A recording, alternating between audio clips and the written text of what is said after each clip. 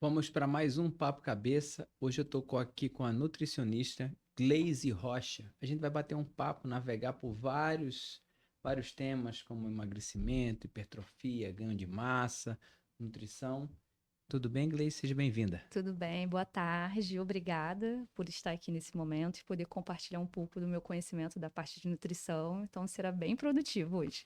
Então, Gleise, eu vou começar com um tema que é muito interessante, que as pessoas às vezes vão no consultório e perguntam assim, doutor, eu tenho que ir para um nutrólogo, tenho que ir para um nutricionista, tenho que ir para um endócrino? Qual é a diferença, assim, o que é um nutrólogo e o que é um nutricionista? Isso é importante para as pessoas saberem a quem procurar e o que cada um faz. Correto. Então, o nutrólogo, né, é um médico no qual ele se especializou, né? E ele vai utilizar, através dos exames bioquímicos, o que é necessário ali fazer uma reposição, talvez hormonal, talvez de vitaminas, entre outros. Então, ele também tem a base tem um acesso a passar medicações, coisa que o nutricionista não pode, né? A parte da nutrição, né, no caso o nutricionista, ele é o único que pode montar dieta. Não é liberado, né, no conselho de medicina, na nutrologia, ele fazer dieta. A única classe que pode montar dieta é a nutricionista. Da mesma maneira que o nutricionista não pode passar medicação como o médico pode, né? Então nós temos que respeitar, né? E o nutricionista ele pode, claro, avaliar seu exame, suplementar vitaminas, pode se utilizar fitoterápicos, mas mediante ali o que a Anvisa libera, né? Que existe uma linha de suplementos que a gente pode usar, mas também na fitoterapia tem alguns compostos que a gente não pode utilizar, apenas o médico. Então, o nutricionista ele vai fazer a sua avaliação bioquímica, sua avaliação corporal, quanto você tem de gordura, massa muscular, e ele vai montar a sua dieta mediante a sua individualidade. Então, assim, é muito legal. Por exemplo, eu tenho uma parceria, né, no qual eu trabalho com dois nutrólogos maravilhosos, e nós fazemos assim, eles ficam com a parte de suplementação, uso de vitaminas, e eu fico apenas com a parte da comida, no qual eu vejo a necessidade de proteína, a necessidade de carboidrato, mediante ali o peso e o objetivo do paciente. Então, eles ficam com essa parte, eu apenas com a parte alimentar. E uma coisa que é bem interessante, é, imagine hipoteticamente, né? Eu me olhei no espelho, achei que quero perder peso, quero ganhar massa muscular, etc, né? E eu falo assim, eu não quero ir pro médico, eu quero só para um nutricionista e quero ser avaliado para começar uma mudança aí de perfil alimentar e etc, estilo de vida. O nutricionista pode fazer essa primeira avaliação sem ter o auxílio médico, digamos assim, ó, eu marquei a consulta com você assim, ó, quero que você monte para mim a minha dieta da semana, minha rotina é essa de exercício, gosto de comer isso, gosto de comer aquilo outro, o nutricionista pode fazer isso? Pode, o paciente ele pode chegar, por exemplo, como eu já tive experiências, né? Solicitei os exames, eu até falei assim, ó, realmente nesse primeiro momento, pelo que você me passou do seu histórico, eu preciso ver os seus exames. Esperei, peguei o resultado, avaliei ali resistência insulínica, hemoglobina glicada super alta, e olha, eu vou montar a sua dieta, né, mediante essas suas alterações, mas eu vou precisar que você vá numa consulta médica, né? Um endócrino, por exemplo, um nutrólogo, para a gente poder regular também, talvez, se o médico achar necessário, com a medicação. Mas se a pessoa, eu não tenho nenhuma alteração, eu tô bem, apenas estou me sentindo mais indisposto, estou cansado, quero melhorar a minha performance, por exemplo, em corrida. Você pode apenas ir no nutricionista, ele montar ali seu plano, fazer a suplementação correta.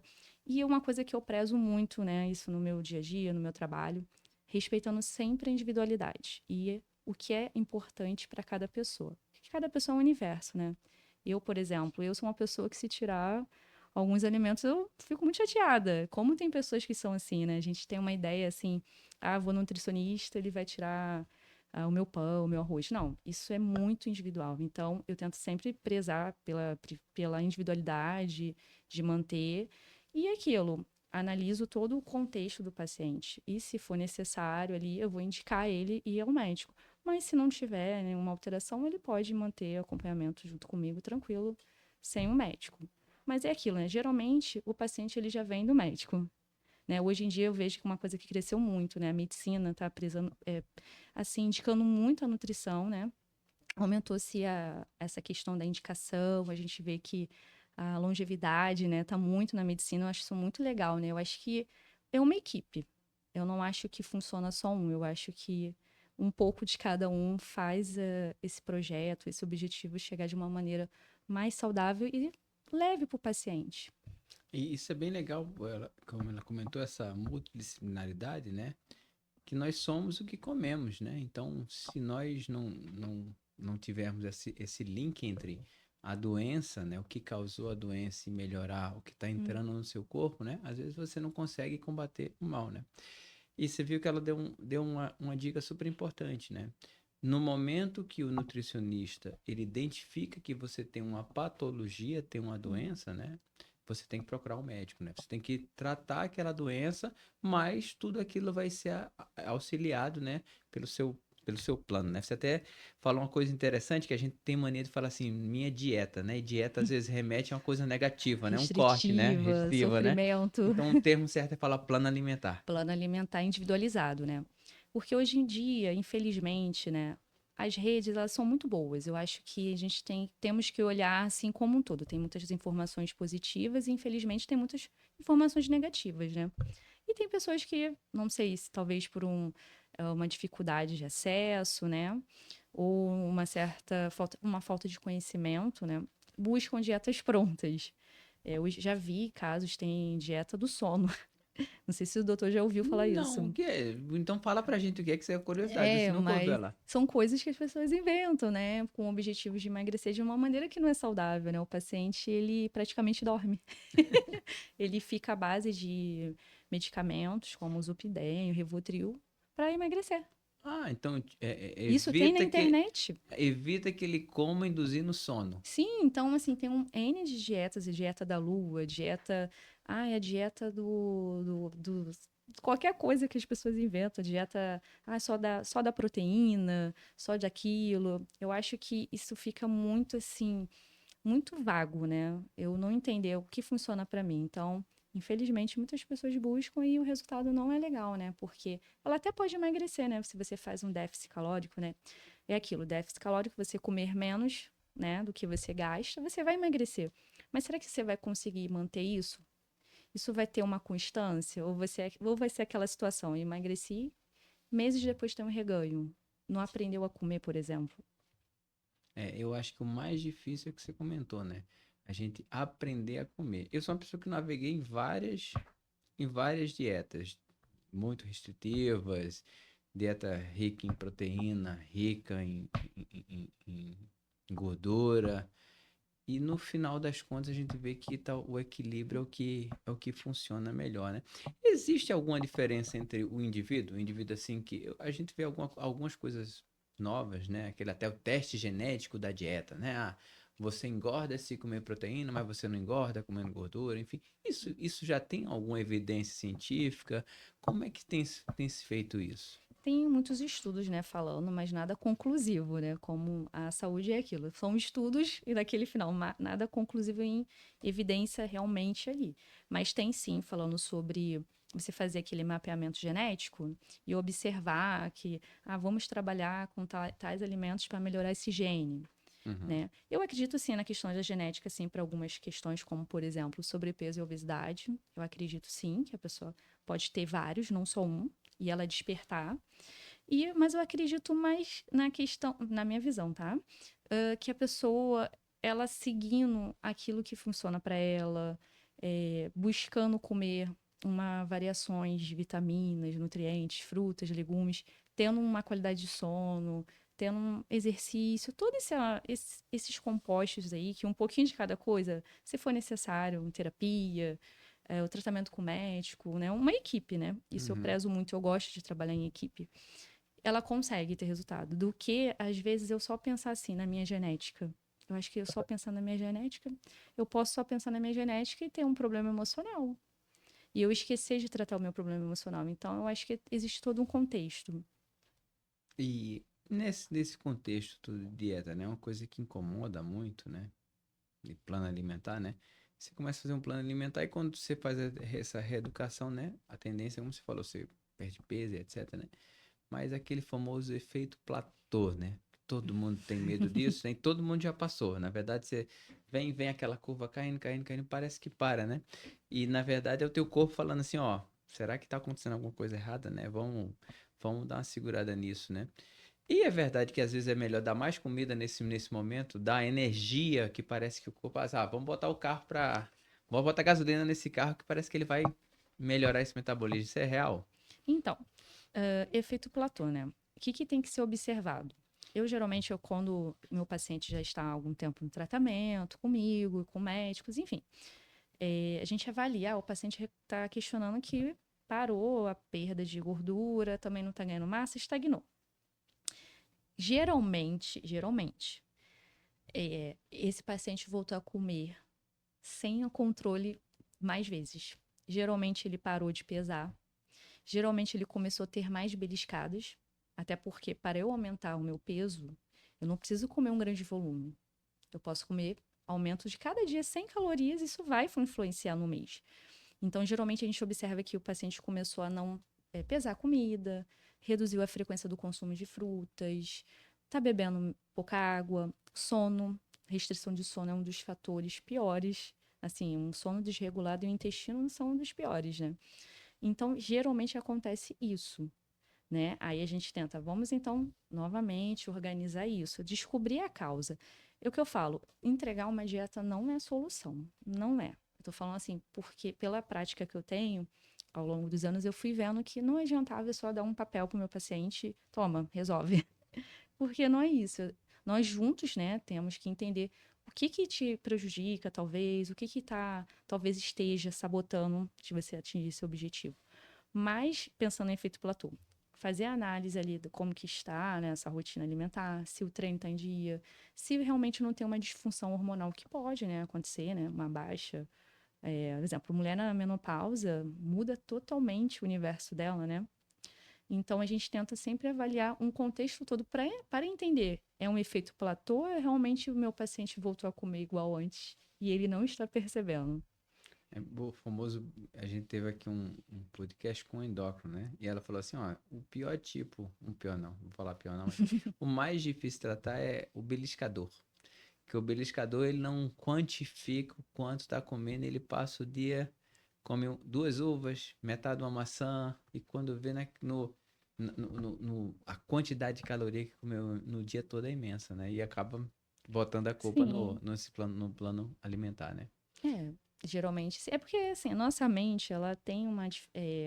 No início é muito complicado. Eu acho que o fato de você querer reduzir gordura não é fácil, porque existe uma questão de mudar. Mudar dói, entender o seu ambiente, tem uma questão aí. Estresse, trabalho, família, até questão cultural, né? Quem, exemplo, eu sou de uma família que adora uma comida mais pesada, né, doutor? Então, a gente entender todo esse contexto do paciente para poder ajustando, orientando. Geralmente, o paciente, né, mais beliscador, ele geralmente é um perfil mais ansioso, né? Por isso que a psicologia aí já tem que estar junto, para entender quais são os gatilhos. Ah, eu estou mais ansiosa, ansioso porque eu estou no final de um trabalho, de um mestrado, de um TCC, ou a minha empresa está me cobrando mais, e a pessoa nem se percebe, ela começa a comer ali o biscoito do amigo, bala, por exemplo, bala é um negocinho, né? Ah, então um pouquinho, Pequenininho, né? uma bala cheia de açúcar, isso aí interfere, entendeu? Então eu acho importante, por isso que eu acho importante uma pessoa que, conseguir atingir meu objetivo. Ela de em tempo ir no profissional para ver se está tudo bem, ela ser acompanhada de tempo em tempo. Talvez não tenha mais aquela necessidade de todos os meses, mas é sempre bom, mesmo que um espaço maior, a pessoa ainda mantenha esse acompanhamento. E digamos, nesse acompanhamento, você tem algum alimento que você considera o vilão? Você fala assim, ó, Hum, esse eu posso falar pra todo mundo, esse não pode comer, esse hum. é um vilão. Eu não gosto de demonizar alimento, né? A minha linha, eu também não tenho um pensamento que comer só por quantidade de calórica é a solução, né? Eu vejo na qualidade nutricional. Mas um alimento que eu acho que sabota, que aí pode realmente entrar nesse efeito platô, porque eu estou me sabotando, é o biscoito creme crack, aquele de água e sal, que você fala assim, ai, não, Não, tô no escritório, vou parar um pouquinho aqui para eu tomar um café. E como 4, biscoitinho 3, Aquele clube social, né? clube social. Eu vejo que é a linha de industrializados e o miojo. Ai, eu tenho um pavor de miojo. Miojo. Miojo é uma bomba de química, né? Miojo é. Miojo é sódio, né? Só que é aquilo, né? A pessoa pensa na praticidade, mas não pensa no que ele. O que que ele está te trazendo de benefício? Qual o valor nutricional? Vai te dar energia? Não. Ele vai te alimentar ali por um momento realmente sua fome, né? Mas é aquilo, os malefícios são maiores. E daí vamos agora olhar para o outro lado, né? A gente vê muito também falar dos superalimentos, né? Enfim, o pessoal fala, o açaí, a pitaia, enfim, tudo que vão descobrindo Uhum. vira comercial, ou enfim, que parece que vende, né? Inventam que é um superalimento. Existe um superalimento ou não? Não, eu acho que todo alimento é importante, na medida certa. Por exemplo, eu preciso comer carboidrato. Mas eu sou diabético. Até o diabético, até para regulação do hormônio ali na diabetes, você precisa ter. A insulina precisa também. Então, é tudo na medida certa. É claro que tem alimentos que a gente vê que tem uma ação assim, por exemplo, vou dar um exemplo de um alimento que eu uso muito. Eu gosto muito do consumo de fibras, porque as fibras como psyllium, aveia, chia, linhaça, elas ajudam na questão da saciedade, no controle glicêmico, no controle do colesterol. Mas não é que ele seja um superalimento, ele contribui. Então, eu não gosto de dizer, existe um superalimento. Existe os alimentos que são bons e você consumi-lo na quantidade adequada, né? No seu peso, na sua rotina. Eu vejo dessa maneira. E aqui no Brasil, acho que a alimentação do brasileiro é até relativamente saudável ou não? O nosso arroz com feijão. Mas as pessoas acabam não comendo mais com arroz e feijão, né? Como muito hoje pão e etc, né? Assim, no geral ainda é. Se nós formos olhar, por exemplo, uma alimentação americana, né, muito fast food, praticidade, né, de muitos alimentos industrializados ali, que a pessoa pega, joga, já está pronto. Eu ainda vejo que tem ainda o arroz e feijão, que são os aminoácidos que se completam, né? O arroz e o feijão não tem erro, né? E eu vejo assim, eu acho que conforme essa dinâmica de trabalho, correrias de muitas famílias, tem se perdido um pouco essa questão da consciência alimentar, né? No qual, o que que tem acontecido, né? Crianças e adolescentes com a possibilidade de um sobrepeso ou até a obesidade. E a gente já começa a observar, né, nos exames, alterações na insulina. Eu já peguei criança com 50 de insulina, que é É muito cedo. assustador, né? Então, eu vejo que algumas pessoas têm deixado, devido à correria, esse cuidado, né? Mas eu acredito ainda que isso possa ser melhorado. Eu já tenho fé ainda, né, que as escolas possam ter talvez um trabalho nutricional, né, de consciência alimentar para as crianças e para os pais também, né? Ela tocou num ponto importante. Várias escolas, inclusive a escola que meus filhos estudam, né? Eles mudaram isso com relação à cantina. A cantina só são alimentos saudáveis. Tanto que as crianças no começo ficavam com raiva, porque tirou todos aqueles biscoitos, etc., doces. E tem várias escolas que. E os próprios pais se juntam e impõem para a escola, digamos, essa necessidade de uma alimentação mais saudável, né? Isso é super importante, porque essa memória alimentar da criança, né, ela vai ficar pro resto da vida, né? Influencia muito, né, na fase adulta, né? Realmente é clichê falar, mas você é o que você come, né? Quando você come bons alimentos, eu acho que eu detesto essa ideia de que isso aqui não pode, isso ali não pode, não pode arroz, não pode feijão. Por que que não pode? Não existe a questão do não poder, existe a quantidade.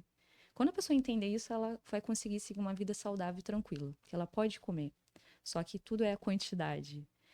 Então, em relação a essa até questão da alimentação das crianças, né, voltando, eu vejo muito assim, tem muitos pais que estão mais conscientes, né, mas infelizmente não são todos, né? É, isso é verdade. E quanto a esse, vamos pensar assim nesse processo de emagrecimento, você me tocou um ponto, né? Que você também trabalha com hipertrofia e Uhum. performance, né? É interessante essa coisa, eu acho que vem se aumentando muito a questão, principalmente da performance, né? A gente vive num mundo, digamos, muito performático, né? As pessoas querem ser melhores em tudo, né? Eu sempre falo, hoje em dia, você começa fazendo, conhece pessoas que começam a andar de bicicleta, elas querem se tornar o melhor ciclista do mundo, o Ironman, né? Como é essa mudança no estilo alimentar, que é uma coisa que me preocupa muito, são pessoas que começam a fazer performance, a performance exige um gasto calórico, existe uma alimentação por trás daquilo, né? E eu vejo muitas pessoas começarem a performar, ficam fortes, performam, depois vem uma obesidade rebote, por quê? Porque o nosso corpo aprende a comer muito. Como lidar com isso? Então, falando assim, ó, se eu me perder, você me puxa aqui, né, gente? Que às vezes eu falo vários assuntos também. Falando então, respondendo performance, né? Uhum. Performance, aí eu tenho que entender que tipo de atividade esse meu paciente pratica, né? Eu não tenho como jogar uma alimentação hipercalórica dependendo da modalidade. Então, vou te fazer uma pergunta já falando de Uhum, mim. Você falou uhum. que trabalhou já com a equipe de luta, né? Eu faço jiu-jitsu. Ah, Para um sim. lutador de jiu-jitsu, o que é performance? O que é que você ofereceria para esse lutador? Ah, então, esse paciente ele precisa ter uma boa ingestão de carboidratos, proteínas e vitaminas também, né? Para acontecer toda aquela síntese, né? Acontecer a formação de energia na célula, ATP. Então, eu sempre avalio como está a composição corporal, como esteja. Por exemplo, às vezes tem pessoas que lutam e estão com sobrepeso. É, não são grandes mesmo, né? É, Pesado, aí não. eu tenho que entender, esse sobrepeso é o quê? É massa muscular? Porque eu posso ter mais massa muscular e no MC dá sobrepeso, mas não quer dizer que ele esteja com sobrepeso, é porque ele tem muita massa muscular. Eu primeiro preciso entender, né? Para eu poder montar um plano ali, uma alimentação com mais restrição ou não. Então, isso varia também, viu? Mais uma vez, a individualidade, né? Mas geralmente, quando eu penso em performance, eu vou pensar em qualidade de carboidratos. Sim, é o carboidrato que vai te dar energia. Por exemplo, um paciente que eu tenho esse caso, ele treina, acho que é 6:30 da manhã, uma coisa assim, 6:30, 7 horas. Ele, Gleice, se eu comer de manhã, eu vou passar mal. Aí eu pensei, eu falei, então vamos fazer o seguinte: no dia do treino, no dia anterior, você vai comer carboidrato. Ele, sério? Eu falei, sério? Ele com medo do carboidrato. Eu falei, não, você vai comer para você ter reserva no seu músculo. Quando você for fazer de manhã seu exercício, porque o pré-treino é tudo que você comeu antes. Não é você comer ali uma banana, um pão que vai te dar energia para o seu treino, mas o que você comeu no dia anterior. Só cortando ela aqui, falar uma coisa. O que ela tá falando é um negócio chamado, a bateria do nosso corpo chama glicogênio, Glicogênio, né? que a gente tem que armazenar antes. Então, as pessoas às vezes não sabem disso, mas não é isso? Exatamente. Tá entendendo, né, gente? Então, ele precisa ter essa reserva no músculo dele para ele ter um bom rendimento. Então, quando eu penso em um lutador, eu vou pensar em energia, eu vou pensar toda nessa estrutura, se ele tem todas as vitaminas, porque é rendimento. Agora, eu tenho casos, né, de pessoas que fazem atividades, por exemplo, nadam, fazem corrida, andam de bike, mas está ainda em processo de emagrecimento, mas eu preciso que ele tenha performance.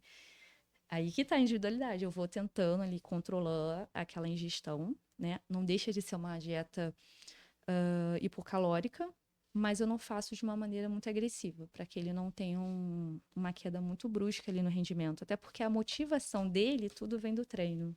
Então eu tenho que entender, eu não posso deixar ele fraco, mas também eu não posso superalimentar ali, deixar uma dieta muito calórica, no qual ele tem um ganho de gordura, ele se sinta, né, se sinta mal ou não goste, enfim, né? Sempre entendendo a individualidade. E é legal que ela comentou que, pelo menos assim, é uma coisa que eu convivo, né, com luta, né? Às vezes você tem uma pessoa muito grande, muito forte, não é definido, né? E às vezes parece que é obeso, mas não é obeso, né? Por debaixo daquela capa tem uma quantidade muscular, uma densidade muscular tremenda, né? Sim, sim. Tem até modalidades que exigem, né? Você precisa ter, né? Então, é aquilo, é avaliar a pessoa como um todo. Alguns pacientes chegam, eu faço luta, mas quero reduzir o peso. Aí dá pra fazer, dá pra você manter a performance dele e alcançar o objetivo. Tá. E daí passou essa avaliação inicial, quero performance, né? Uma coisa que as pessoas têm muitas dúvidas, né? A respeito de que você falou dos carboidratos, né? Criou-se durante um tempo uma carbofobia, digamos assim, né? As pessoas não sabiam, não queriam carboidrato de jeito nenhum, era óleo, proteína, né? Eu fui um desses, comi muito, bastante óleo e proteína, hoje em dia eu como meu carboidrato. Mas dos carboidratos que a gente tem disponíveis, assim, para alimentação corriqueira, nada de suplementação, quais são os bons? Eu gosto muito do carboidrato complexo, gente, que existe o carboidrato simples e o complexo. O que que é o carboidrato simples? Biscoito, massas. Então, é isso a gente evita utilizar, né? E orienta usar os complexos, que são as frutas e legumes de arroz, feijão, batata. Mas os que eu mais gosto, assim, de utilizar até na minha individualidade é batata. Eu adoro, sou fã de batata. Batata inglesa ou Eu uso batata inglesa, eu uso batata doce. E a pessoa que, eu não gosto de comer arroz. Legal, a gente usa batata. Até porque, se é uma pessoa que tem uma necessidade de olhar o prato e sentir que tem volume ali, a batata é maravilhosa para utilizar. Porque você consegue colocar uma porção maior, né? Porque, por exemplo, 100 gramas de arroz tem X de carboidrato. Agora eu não tenho certeza se é 30. Para eu chegar em 30 gramas de carboidrato de batata, cada batata vai ter uma quantidade. Talvez eu tenha que utilizar 180 gramas de batata inglesa. Tá vendo como é diferente? Vira um pratão, né? Então, uma paciente que gosta de ver volume, eu preciso ter volume, eu preciso ter aquela sensação que eu tô comendo bem, né? Que existe até uma questão emocional envolvida. Eu adoro a batata. Então, batata, frutas, banana. Adoro banana. O arroz mesmo, sendo utilizado ali na quantidade certa, vai ajudar bastante também. Um arroz com feijão, quem é que não gosta, né? Nossa, adoro. E nessa divisão, digamos, desse plano alimentar, né? Uma coisa também que já foi muito discutida é uma refeição, duas refeições, três refeições, quatro refeições. Que existe um mais certo ou isso depende muito da rotina do dia a dia, né? A gente cresceu falando de três refeições, né? Depois cresceu escutando dizendo que a mais importante é o café da manhã, né? Aí depois de um tempo vem alguém e fala assim, não tem nada disso, o negócio é jejum, é só uma por dia. Aí o outro vai dizer, não é jejum de um dia não, é 2 dias, é 3 dias. Quantas refeições é o mais legal? Então, eu analiso sempre como que é essa rotina, né? Exemplo, às vezes a pessoa trabalha, por exemplo, de madrugada, né? Ou dá um médico, teve um plantão. Eu tenho vários pacientes que são médicos, trabalham de madrugada, chega de manhã, não querem tomar café. Aí só começa a rotina a partir do almoço. Tá tudo bem, é uma individualidade. Já tem aquelas pessoas, não, eu já tenho necessidade de comer de manhã porque eu sinto muita fome. Aí eu vou, né, ajustando. Você consegue comer o quê? Café da manhã, almoço, lanche, janta? Eu tento sempre ajustar pelo menos o mínimo de 4 refeições. Mas quando é dieta para ganho de massa, realmente vai entrar mais vezes, porque eu preciso colocar maiores quantidades calóricas, então às vezes a pessoa não consegue consumir só em 4 refeições. Então eu preciso dar uma espaçada. Então, na verdade, o problema é o tamanho do estômago. Cada volume que fica. Depende muito, assim, do objetivo, mas eu respeito essa questão de vezes. Mas, o que eu entendo também?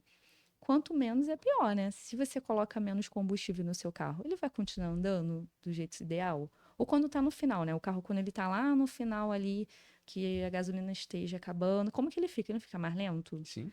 O nosso corpo também é assim. Então, também se adapta.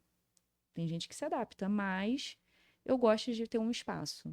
Isso desculpa, é minha visão profissional. Eu gosto de ter um espaço ali entre as refeições. Mas eu não tenho aquela visão assim, você precisa comer de 3 em 3 horas. Eu acho que a gente também tem que respeitar o nosso corpo, né? Tem gente que almoçou meio-dia só vai ter fome às 16 horas, por exemplo, e tá tudo bem. Agora, exemplo, se eu pego um paciente bariátrico, que eu também atendo paciente bariátrico, eu já tenho que trabalhar de outra maneira, que é diferente. Eu já tenho que ter um controle menor nesse espaço. Então, mais uma vez, a individualidade. Quero aqui dizer que com esse paciente bariátrico, são pacientes que fazem uma cirurgia que diminui o tamanho do estômago, fica bem pequenininho, fica acho que 50 ml, mais ou menos, né? Então a pessoa não consegue comer mais do que um copo, né? Sim. Por vez, né? Então ela tem que fazer refeições muito mais Mais vezes. vezes para poder ter uma suplementação Correta. ok, né? E vamos pensar nessa coisa do emagrecimento, performance, né? E eu vi também dei uma esticada lá no teu Instagram, né? Você falando sobre melhores alimentos para a saúde, né? Quais são esses melhores alimentos para a saúde? O que é que, de uma forma geral, as pessoas podem escutar? Olha, eu como isso, aquilo outro, isso é saudável. Melhores alimentos? É. Então, o que eu considero melhores alimentos são as frutas, no geral, os legumes, as proteínas. tudo na medida certa. Eu acho que quando a gente perde a mão, eu só vou comer proteína, eu esqueço outras vitaminas que são essenciais também para a nossa função do corpo, né? Então, eu sempre falo, coma normal, saudável, desembrulhe menos e descasque mais, né? É bem antigo ter essa frase, né? Então, eu vejo que se você come comida normal, vou dar um exemplo de um dia posso dar um exemplo Lógico, isso de é uma importante. refeição, de um dia legal de refeição saudável. Levantei, comi ali ovos mexidos. Eu acho que os ovos aumentaram o preço, mas ainda tem um acesso, Ainda né? cabe, né? Ainda cabe. Comi ovos ali mexidos, comi uma porção de fruta e coloquei uma fibra. Essa fibra pode ser aveia, chia, psílio. Uma refeição maravilhosa. Aí fui só pro meu almoço. Aí o almoço eu comi arroz, feijão, salada, proteína. Tá tudo bem. Nada demais, né? Meu lanche da tarde. Esse lanche da tarde pode ser um shake, pode ser. O shake que eu falo, gente, é um whey protein, tá? Ou você tem gente que tem Não é um dificuldade. milkshake, não, tá, gente? É, gente, não é um milkshake. É um whey protein, você pode bater uma vitamina de whey. Você pode, ou se não, consumir uma fruta com iogurte.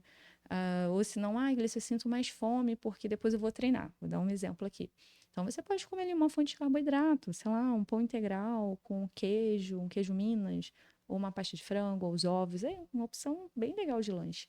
E à noite, você pode comer ali sua salada, seus legumes, dependendo de como esteja também a saúde, né? Porque se for um paciente que estiver descompensado, por exemplo, vou dar um paciente diabético, eu já não indico muito à noite o carboidrato. Mas um paciente que não tem nenhuma patologia que eu tô falando, ele pode comer à noite ali seu arroz e seu feijão, na quantidade ok. Frutas também, nesse ao longo do dia. Qual fruta? Eu amo, por exemplo, eu gosto muito de trabalhar com frutas, dependendo do paciente, se for emagrecimento, melão, kiwi, morango, que são frutas que você consegue comer bastante em volume e tem poucas calorias, tem pouco carboidrato também. Não tô falando que faz mal o carboidrato, gente, mas eu tô falando no sentido assim, se eu quero emagrecer, se eu não quero ter uma ingestão muito alta de carboidratos, eu posso consumi-lo, mas escolhendo ali opções mais interessantes, tá? E nessa. Foi bem legal esse relato dela de um dia saudável, né? E eu vou fazer uma pergunta para ela. Nesse dia saudável, imagine que no meio desse dia eu tenho um exercício físico intenso. Faço uma malhação, uma corrida, enfim. E existe um momento ideal para a gente jogar comida no pós-treino? E é imediato no pós-treino? A gente espera um pouco? Como é que funciona isso? Porque a gente escuta várias coisas a respeito assim, ó, depois que treinar tem que fazer uma reposição de creatina, glicose, enfim, várias coisas. Existe um momento ideal de o corpo fica mais ávido à produção muscular? Eu gosto muito do pós-treino ter uma ingestão proteica. Ou o paciente, ele pode ingerir a proteína líquida, que seria um whey protein, por exemplo, uma creatina, mas a creatina eu tanto faz se é antes ou depois, né? Porque ela se dá por estoque, né? Ela vai acumulando no corpo. Ela pode consumir uma proteína sólida, sei lá, um frango, ovos. E aí depende do horário que ela treina. Esse pós-treino vai ser o quê? Eu treinei 10 horas da manhã, acabei 11h30. O que é mais interessante nesse pós-treino? Comida. Almoçar, né? Logo, né? Almoçar. Então, desculpa, para beber uma aguinha, eu tô com a garganta seca. Então, assim, isso varia muito do momento que ela vá fazer seu pós-treino. Eu tenho que entender, é um pós-treino é perto do almoço? Não é perto do almoço. Treinei depois do almoço. Vamos dar esse, almocei, esperei um pouco, treinei. É super interessante ali ele tomar um whey, porque vai ter vários aminoácidos, a absorção é rápida, ajuda sim na recuperação muscular. Então, Gleice, eu gosto de usar uma janelinha, né, do pós-treino ali. Eu geralmente uso esses 24 horas ali para fazer uma reposição. Não, tem que tomar logo, logo. Não. Mas eu gosto que naquele espaço de 24 horas ele tenha uma reposição correta de proteínas.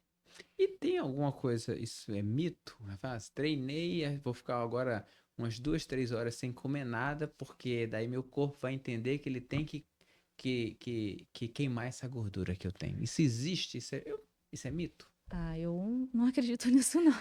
Eu acredito em todo, assim, uma alimentação correta, você ingerir as quantidades. não vamos pensar falando em emagrecimento, no caso? Sim. Então, eu tenho um déficit calórico, né? Você consumir alimentos termogênicos, até porque a digestão do alimento queima. Gente, é exatamente. Se você come bem e os alimentos certos, eles vão ajudar você também nesse emagrecimento. Por exemplo, consumo mais de proteínas, eles têm o processo digestivo requer mais gasto de calorias. Então, eu penso nesse sentido. Agora, ai, nossa, eu treinei, tô passando mal de fome e eu não vou comer porque eu quero que meu corpo gaste mais. Não vejo dessa forma. Agora, já que você falou, dá uma dica pra gente o que são esses alimentos termogênicos. Isso aí, Termogênicos. isso me interessa bastante. Ah, eu gosto bastante do uso proteico. Proteínas no geral, gente, não é só ovos e não é só frango. Você pode usar o iogurte, você pode usar o queijo. Nós temos uma infinidade. Tem até proteína vegetal, né? Que é grão de bico, ervilha. Você pode usar vários alimentos. Tem também a parte de, por exemplo, eu gosto bastante da canela. A canela é um alimento termogênico, ela Ah, é? aumenta o calor do corpo, né? Não sei se alguém já teve essa experiência de tomar algum produto à base de canela. Tem guaraná em pó, tem o gengibre também, que ajuda também. Mas eu vejo mais na questão proteica. Alimentos mais termogênicos são alimentos mais proteicos. Então, além de, como ela falou assim, aumenta, é bom para a produção proteica, né? Também ele Sim, vai gastar energia para. a digestão requer mais. E aqueles alimentos que o pessoal também fala assim, alimento com caloria negativa que você gasta para digerir, isso existe? Como assim É agora? tipo, eu já escutei várias vezes, tipo pepino. Ah, Pepino não é nada, né? Você gasta mais digerindo pepino do que absorvendo ele, não é e isso? eu acho assim, essa parte de vegetais é bem tranquilo. Acho que não conta assim numa maneira. No tanto que quando eu monto o plano, eu falo, isso aí você não precisa ficar pesando ali o alface, o pepino. Eu peço mais para ter cuidado na parte de proteína e carboidratos. Eu vejo mais nesse sentido. Uhum. E no plano alimentar, qual a frequência que a gente tem que renovar esse plano? Existe um momento que não tem mais que fazer o plano? Você olha, você chegou no teu ideal, vamos continuar, eu só vou te ver daqui a um ano. Existe esse momento? Existe, você dá alta. Existe, você. Por exemplo, eu tive uma paciente, nós ficamos 3 anos. Ela veio de obesidade grau 1. E nós fomos, né, processo, ela fazendo todo esse acompanhamento com uma equipe, não era só nutricionista, uma equipe mesmo. E depois de um tempo ela atingiu um percentual de gordura muito baixo, acho que ela já tinha 13% no corpo. Aí ela já estava bem, assim, todo mundo, vamos realmente liberá-la. Só que nós conversamos, pelo menos daqui a um ano você aparece, né? Até para ter aquele, como é que você tá, aquele check-up. Mas tem sim casos que você realmente dá alta pro paciente. E ele consegue se reeducar, né? Geralmente dizem, né? Alguns estudos falam, né, que você demora de 12 a 24 meses para você se adequar a esse novo corpo, a esse novo estilo de vida, né? Mas isso varia muito, né? Até em 12, 24 meses, muitas coisas podem acontecer, né? Mas assim, eu conheço pacientes que emagreceram e têm até hoje, né? Mantiveram esse estilo de vida saudável, realmente não teve reganho. E se teve, uma variação muito pouca, né? Isso é bem legal. Acho que para mim, hoje em dia, o que mais me encanta na nutrição, né, de uma forma geral, né, é isso, você mudar a pessoa permanentemente, né? Não deixar ela em tratamento, né? Você fazer com que ela mude a cabeça para a comida, né? Entenda que a comida não está relacionada com só prazer, né? Tá relacionada com saúde, né? As pessoas às vezes trocam isso daí e não pensam que comida também pode trazer um malefício, né? Então, por isso que eu gosto de entender muito a realidade da pessoa. Só um minutinho, beber uma água. Quando você entende ali o que que está acontecendo com a pessoa, realmente o problema dela é de seguir uma alimentação saudável, é o meio dela, a família. Acontece. Tem sabotadores na O família. quê? Só tem. Não, mas é casos de vezes paciente com problemas seríssimos de saúde, né? Então, a gente entender qual é a razão, descobrir a causa. E se descobrir a causa, fica mais fácil. Às vezes o próprio paciente fala: eu já sei, o meu problema é minha vida pessoal, minha vida amorosa, minha vida financeira. Então, a gente tenta, e aí, como que a gente faz então para melhorar isso? Porque ou você escolhe melhorar, ou você escolhe ficar do jeito que está e tá ok para você. É uma escolha. E por isso que eu falo que hoje em dia o profissional, e eu estou futuramente migrando também para fazer psicologia, né, que eu Ah, gosto. legal. Eu quero muito estudar essa parte de neurociência também, porque eu quero entender o paciente como um todo. Eu não quero só olhar uma dieta, eu quero entender ele como um todo e poder ajudar na questão emocional. Porque, pelo que eu vejo, os pacientes que tiveram sucesso foi quando o emocional deles eles começaram a colocar mais nos eixos, a se entender melhor como pessoa, buscar o autoconhecimento. Você se conhecer já é um passo muito importante, né? Você saber aquilo que te faz bem, aquilo que não te faz mal. Você não viver no automático, né? Você viver com mais racionalidade, né? Pensar, por que que eu tô escolhendo esse tipo de comida? Por que que eu tô tendo esse tipo de comportamento? Por que que hoje eu não fui malhar? Eu já estou há 10 dias sem treinar, por quê? Né? A gente se questionar a todo momento. Porque senão a gente volta os velhos hábitos e não percebe. E a alimentação é hábito, né? Tanto que é tão É, cultural, né? Cada região tem um tipo de alimentação, tem uma sim, cultura, né? sim, com certeza. Então, gente, eu conversei aqui com Glaze Rocha. Foi um papo super interessante. Quem tiver mais dúvidas, vai ter o link dela aí do Instagram. Faz o contato, faz uma pergunta, segue a gente lá no YouTube. Obrigado, Glaze. Obrigada a você também.